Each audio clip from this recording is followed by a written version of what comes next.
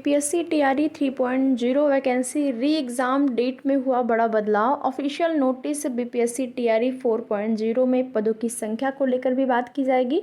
तो वीडियो में लास्ट तक बने रहें। एक छोटा सा निवेदन आप सभी से, अगर चैनल पर नए हैं तो चैनल को सब्सक्राइब कर लें, साथ ही साथ वीडियो पसंद आए तो लाइक शेयर भी ज़रूर करें।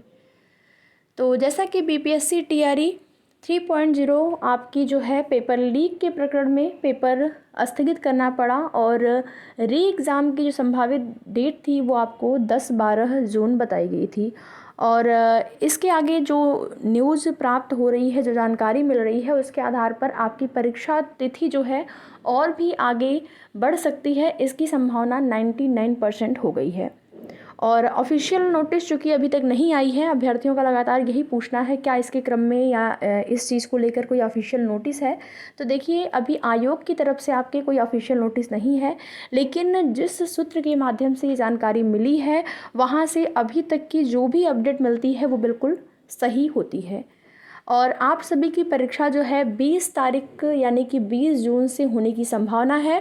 तो आप लोग उसी प्रकार से एक उचित स्ट्रेटजी बना के अपनी तैयारी करते रहिए। क्योंकि यहाँ पर देखिए, जब आपकी परीक्षा हुई थी, जो पेपर आपका लीक हुआ, उस टाइम ये था कि एक टाइम आपके पास कम था, टाइम आपको उतना नहीं मिल पाया था तैयारी के लिए। लेकिन जब पेपर लीक हुआ, पेपर लीक होने के बाद जो टाइम मिला है आपको, उस टाइम को में आप अपनी तैयारी को बेहतर से बेहतर बना सकते हैं। और अभी आपको लगभग मान लीजिए कि सप्ताह भर का टाइम और भी मिल जा रहा है। तो उसी के आधार पर अपनी तैयारी आप करते रहिए। बाकी यहाँ पर बीपीएससी 4.0 को लेकर जो भी सूचना है कि वो आपका अगस्त में ही होने की संभावना है, उसके डेट में कोई भी बदलाव, कोई भी परिवर्तन नहीं होने वाला है।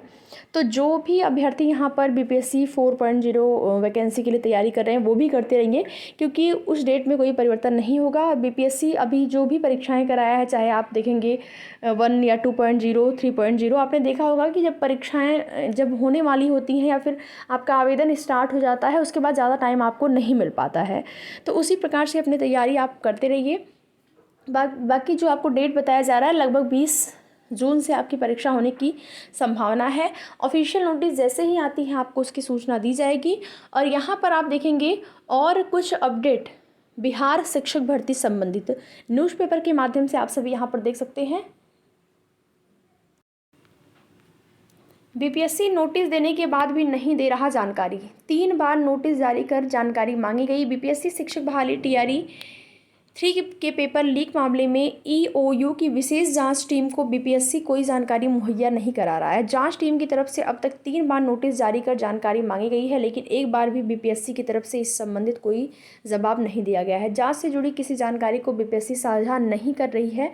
ईओयू सूत्रों से मिली जानकारी के मुताबिक सीआरपीसी की धारा 91 के तहत 3 नोटिस भेजी गई है। बावजूद इसके किसी तरह की प्रतिक्रिया नहीं आई है। अब कोर्ट के माध्यम से बीपीएससी के खिलाफ सर्च वारंट लेकर कार्यालय को सर्च किया जा रहा है। सर्च के दौरान ही टीम संबंधित ज़रूरी कागजात जब्त करेगी, ताकि इस पेपर लीक कांड की तफ्तीश को अंतिम नतीजे तक पहुंचाया जा सके। जांच एजेंसी ये जानना चाहती है कि बीपीएससी की किस पदाधिकारी के पास यह जानकारी थी कि कुरियर कंपनी जेनिथ के माध्यम से प्रश्न पत्र का वितरण किया जा रहा है। इतनी गोपनीय जानकारी लीक कैसे हुई और कुरियर कंपनी से जुड़ी सभी जानकारी किस किस पदाधिकारी को थी। इसके अलावा प्रश्न पत्र कहाँ प्रिंट होने के लिए भेजे गए थे और संबंधित प्रिंटिंग प्रेस से जुड़ी पूरी जानकारी किन किन पदाधिकारियों के पास थी।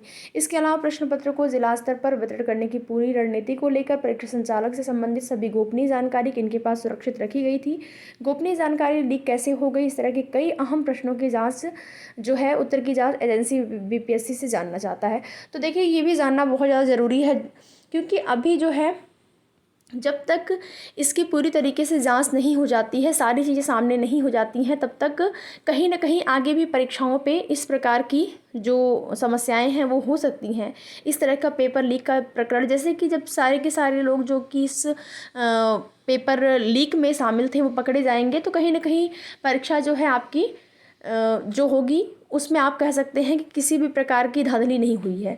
और अगर इस परीक्षा में यानी कि जो आपका पेपर लीक हुआ उसमें सारे के सारे लोग जो भी इस धांधली में शामिल थे, अगर वो लोग पकड़े नहीं जाते हैं, उससे पहले ही परीक्षा करा दी जाती है, तो फिर से वही कंडीशन, वही स्थिति बन सकती है। ये तो आप सभी को भी पता होगा।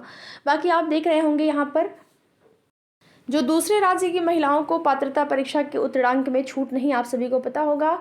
ये सूचना आपने पहले ही देखी होगी, जिसमें कि आप देखेंगे कि यहाँ पर 6 to 8 तक के विद्यालय अध्यापक के पद पर नियुक्त हेतु सफल घोषित करते हुए अरवल जिला आवंटित किया गया, लेकिन केंद्रीय शिक्षिका पात्रता परीक्षा CTET में 60% से कम अंक होने के कारण काउंसलिंग रोक। यहाँ पर ये चीज़ें सामने आ रही हैं कि जो भी यहाँ पर अदर स्टेट की फीमेल हैं, उनको भी जो है उनको किसी प्रकार का आरक्षण नहीं दिया जाएगा, यानी कि CTET में उनके भी 90 मार्क्स होने चाहिए। अगर 90 मार्क्स से कम है तो फिर उनको कारण बताओ नोटिस यहाँ पर देना है। तो ये सारी चीज़ें आप लोग देख रहे होंगे। बाकी आगे की जो भी जैसी भी जानकारी होगी आप सभी को उसकी सूचना समय पर इस चैनल के माध्यम से दी जाएगी। तो वीडियो में लास्ट तक बने रहने के लिए आप सभी का बहुत बहुत धन्यवाद।